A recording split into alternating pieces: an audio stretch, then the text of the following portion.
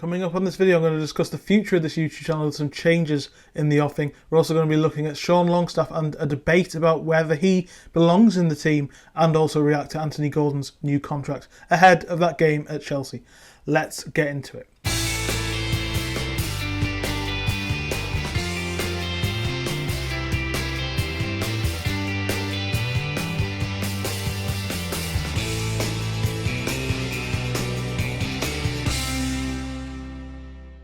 Hello and welcome back to my YouTube channel. Welcome back to another video.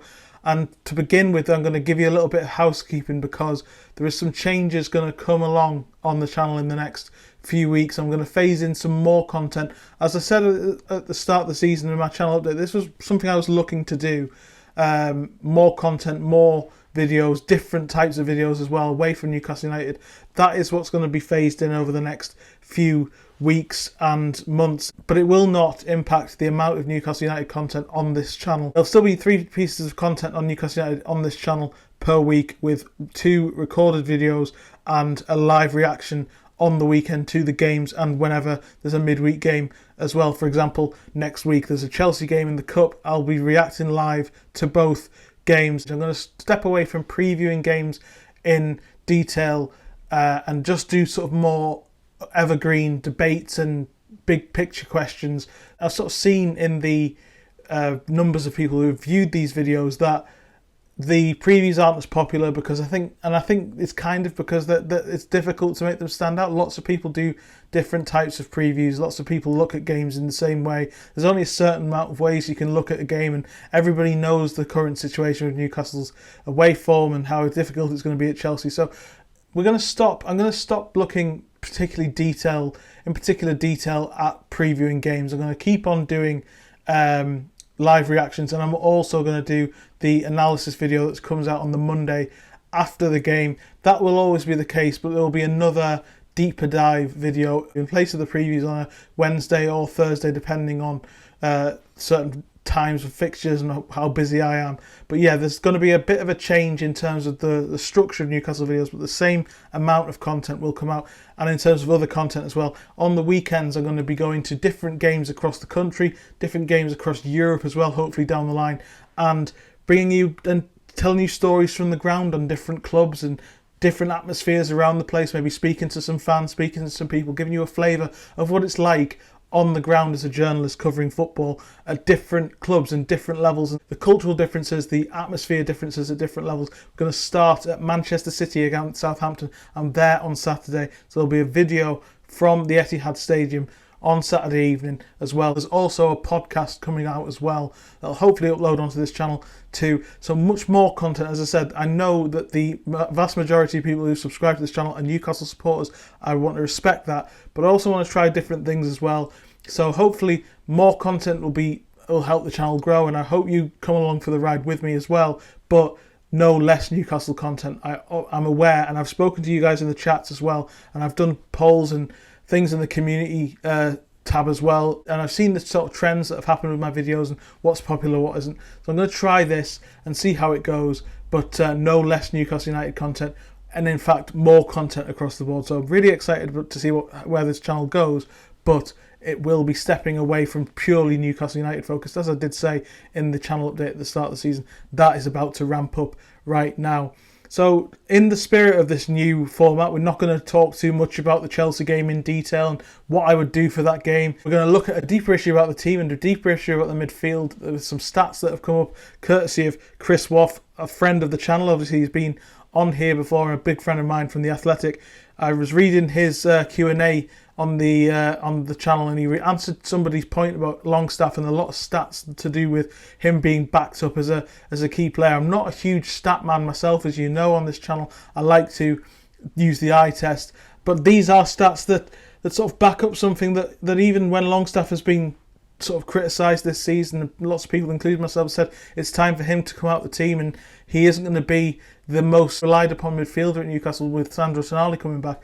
Lots of stats are still there saying that Newcastle are a better team without him, and 53.6% of a win rate with Sean Longstaff starting in 69 games as opposed to 31.8% when he doesn't in 42 games. Points per game return of 1.9 with him, 1.4 without him, and goals for 2 with him, 1.3 without him. He's also in the team when Newcastle were winning games at the start of the season. He's come out and they've started to lose them. I want to hear your thoughts in the comment section. What do you think of those stats? Do you think that Longstaff doesn't get the credit he deserves? Do you think he gets too much criticism? I've been vocal about that. He was on the Restless Football podcast with Alan Shearer and Gary Lineker the other day, and Shearer actually pointed this out and said that he thinks local lads like Sean get a little bit too much stick when it isn't going well. He's spoken very openly about the difficulties he's faced when in previous regimes and with injuries and pressure and lots of things, and it's been a very high and low, all or nothing response from Newcastle fans, I think, with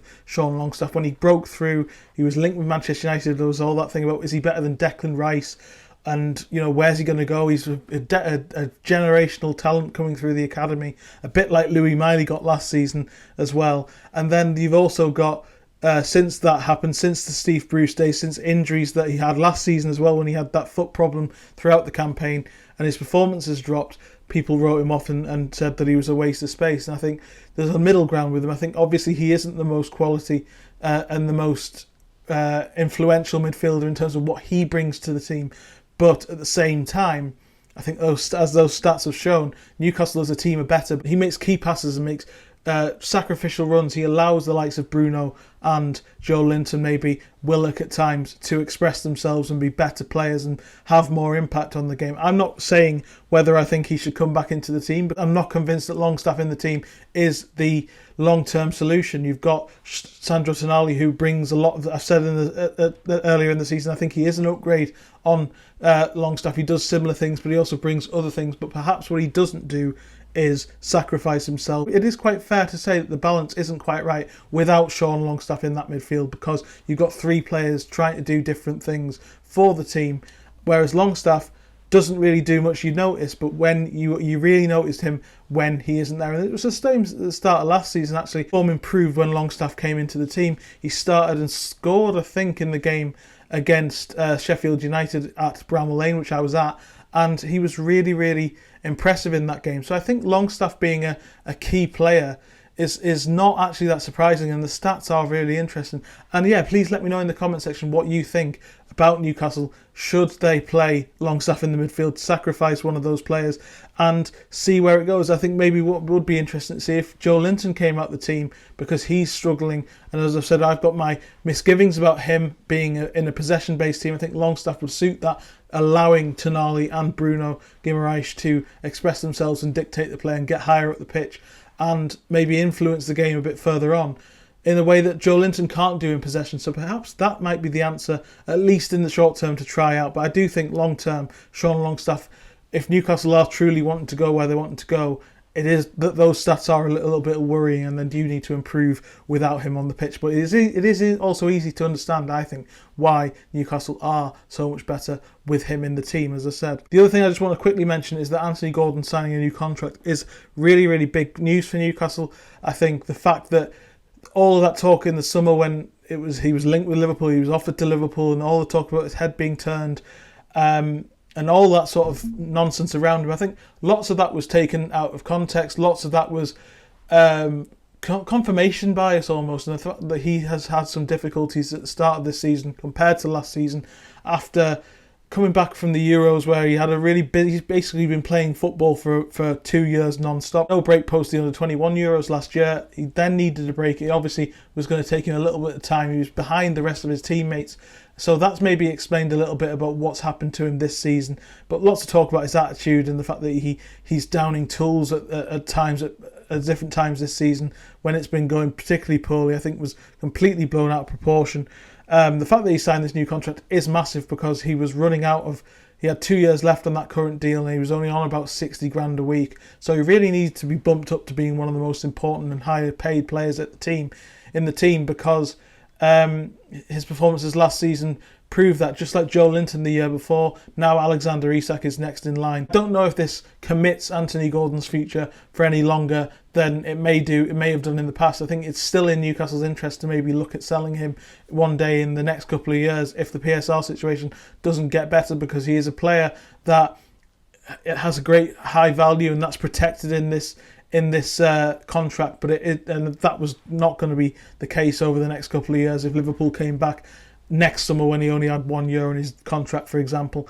And I think that's what that this has stopped. And yes, Anthony Gordon talks about Newcastle being his home and a place that he's really happy with, but I think there is a big question about Newcastle and needing to sell one of those key players at some point if the PSR situation doesn't improve. And next to Bruno and Isak, I think he is probably the most likely of those three to leave if a high bid was to come in. But lots of other interesting things. I mean, I raised the question about Joe Linton being a possible option to sell one day, with him being 28 and not quite fitting into the team. Harvey Barnes as well, not as a high value asset as well, potentially someone who isn't getting into the team. There are other options, but I think control of the situation has been wrestled back in Newcastle's favour by this long-term deal. I don't think it's ultimately going to go away though. Thanks very much for joining me on this video. Like, share and subscribe, and yes, please do let me know what you think of the new changes and the perspective of what I'm trying to do. As I say, I'll be back on Saturday at Manchester City with a video looking at their performance against Southampton, but also maybe a little bit of the cultural aspect of what City are and some little behind the scenes things, little different things. I want to do something different with the video. I'm in a very privileged position that I get to go to matches. I want to take you along with me and do something a little bit different. So this video, if you're excited for that, no less Newcastle content coming, just a little bit longer form and a little bit more evergreen and a little bit more opinion based. Thanks very much for joining me, and I'll see you next time. Cheers.